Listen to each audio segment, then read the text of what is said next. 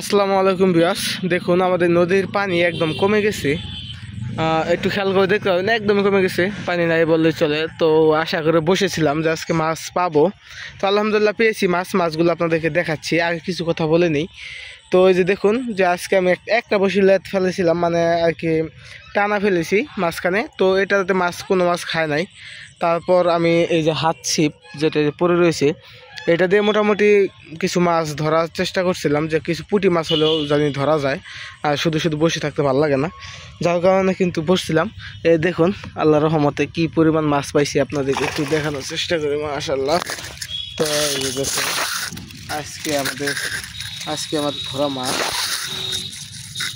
এই যে দেখুন মাশাআল্লাহ, এখানে একটা নয় দুইটা মাছ আছে। তো আজকে এই মাছগুলো পেলাম, আশা করি আপনাদের ভালো লাগবে। তো ভালো লাগলে অবশ্যই ভিডিওটি শেয়ার করবেন। ধন্যবাদ সবাইকে।